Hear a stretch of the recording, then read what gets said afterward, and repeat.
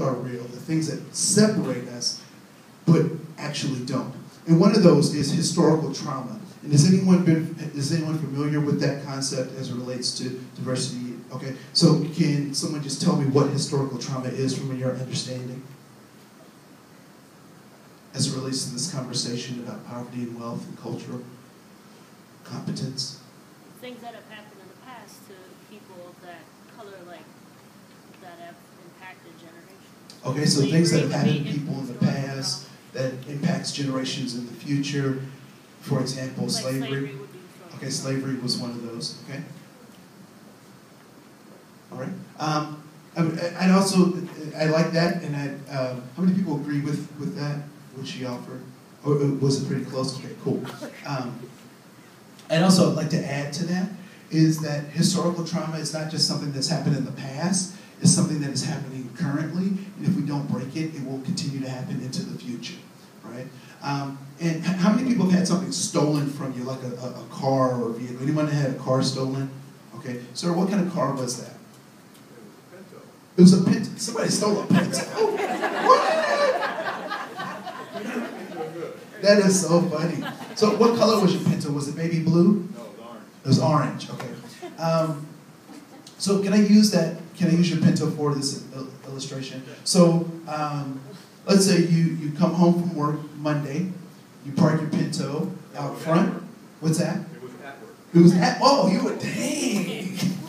You got broke into at work. So you go to work, you come out, your car's not there. What was your assumption?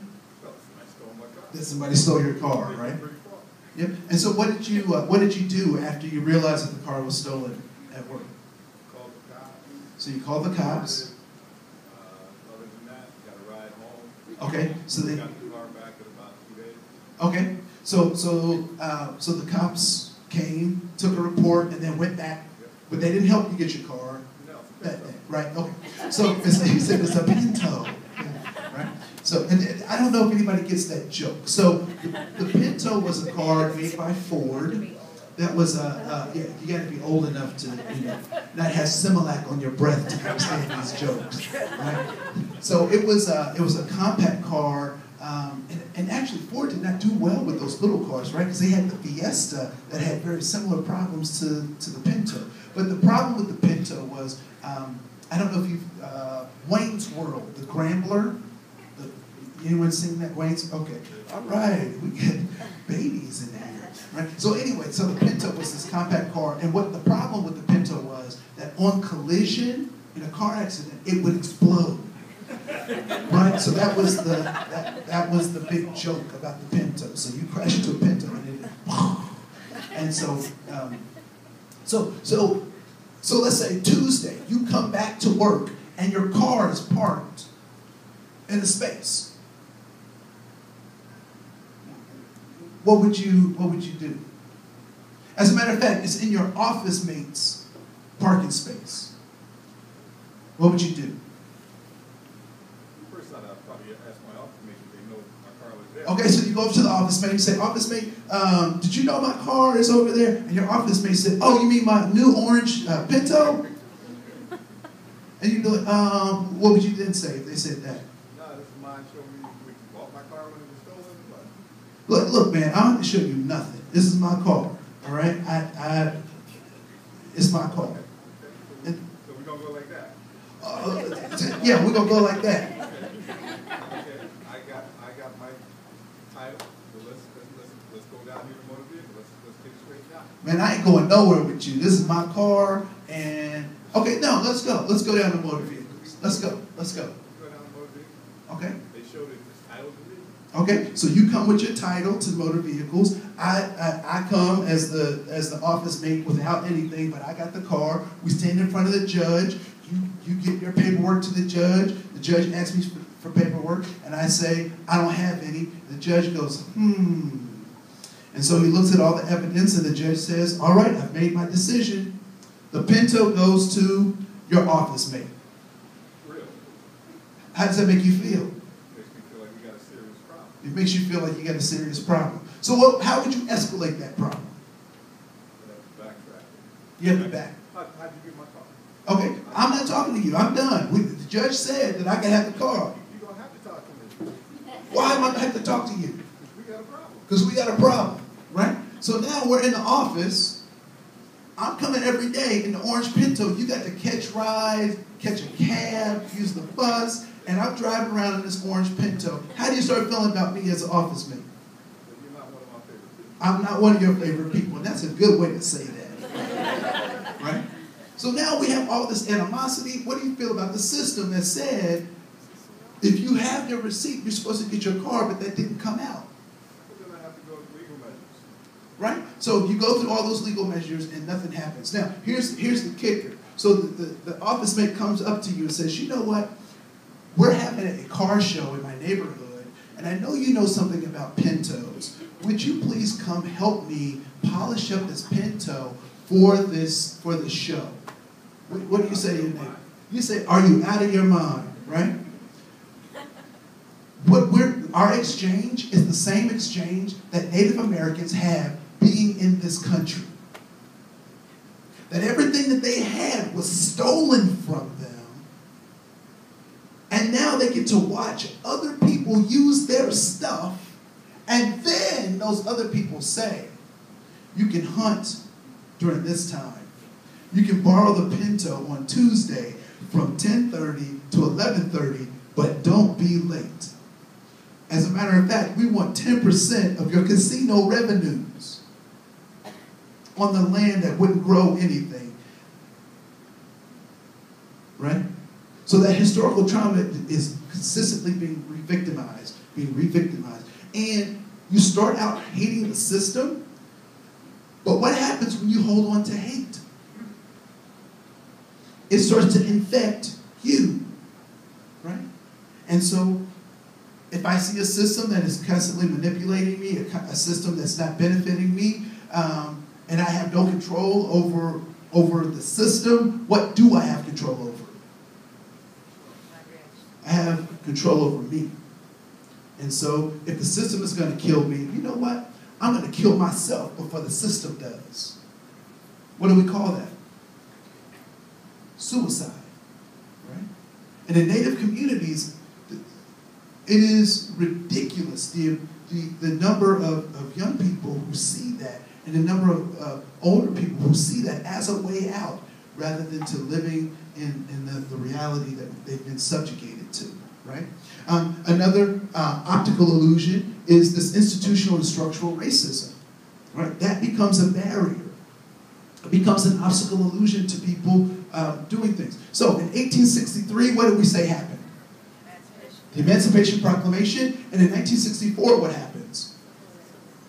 The Civil Rights Bill, right? The Civil Rights Act that gives everyone equal access under the law. Now, how long of a time frame is that?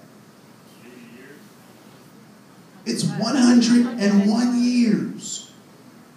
So for 101 years, people did not have equal access to goods, jobs, services, and money. What happened in the world between 1863 and 1964? What kinds of things happened in the world? So innovation, so cars were created, right? We went from gas-powered lights to electric lights. What else? What happened? What's that? What? 2 world wars. What else happened? The Industrial Revolution. Yes, sir. Assassinations happened, right? We also added 22 states to the Union in that 101 years. And so what I would offer is that in that 101 years, we were not an equitable society.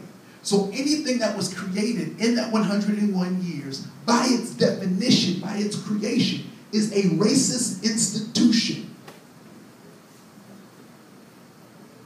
And so when you hear people talk about institutional racism or structural racism, and you go, well, that's a thing of the past. No, it's in the foundation of many of our organizations that we don't even pay attention to.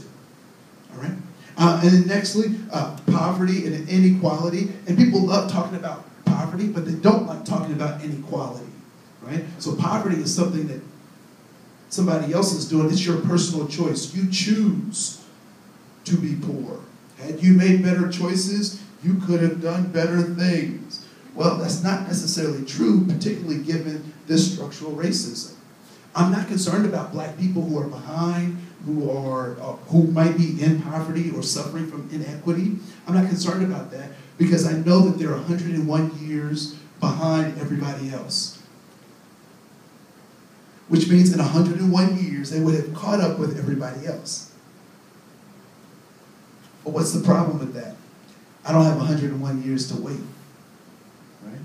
So there's that. And then the last obstacle illusion that hurts us is this concept of whiteness. Whiteness is a problem. Whiteness is a problem, right? So where is white? Don't say Duluth. Right? There is no place called white. All of our people came from someplace. There's no place called black either. And Nigeria does not count. That was another joke. Okay. All those who on HR forms check white, please raise your hand. All right? Where are your people from? Where are your people from? Ireland. From Ireland in Germany. Where are your people from? Ireland, Germany, and Poland. Where are your people from, sir? From Germany. We got a lot of Germans in here. Where are your people from? Germany. Luxembourg. She's like, I got the city. All right. The city. What's my point? Why is whiteness problematic? Why is it hurtful? It goes back to the roots of things that were established. All right, so it goes back to the roots of things established before civil rights. Why is it problematic? Yes, ma'am. It lumps all white people together. Now, here's the trick. What people don't typically realize is that this concept of whiteness. So, I come from a faith tradition that believes that the earth was created in 6 days, whether that's a metaphor or an actual, 6 days is to be debated. But on the seventh day, there was rest. And so that means that anything created on the 8th day was created by who? Man. By us, right? And so this concept of whiteness was created by us. And so what whiteness does is it lumps all white people into one category and says that they are all the same. And if you listen to white people talk about other white people, you will know that that is not true. Because what do white people call white people who don't measure up to the level of sophistication that most white people think they should? What do they call them? White trash. They call them white people call them white trash. What else do white people call white people who don't measure up? Ignorant. They call them ignorant. What else do they call them? What's that? She said ghetto. Okay. What else? Lazy, prejudice. Red. Thank you. I was waiting for it. I was going to say, who is brave enough to say it, right? They call them redneck, right? Solo cup people. I need a solo cup. Okay. Y'all know what I'm talking about? Okay. He's like, no, I don't know. So whiteness is problematic. And the reason whiteness is problematic is because it takes human beings and turns them into a thing. The same thing happens with black folks. It's really tough trying to explain to a child why they are black when they are caramel colored. I'm caramel colored. What do you mean I'm black? Baby, you're black. I'm not black. I'm that's a hard thing to have a conversation around, right? And so when we look at these obstacle illusions, these become the barriers that prevent us from living our humanity, from being completely human. All right.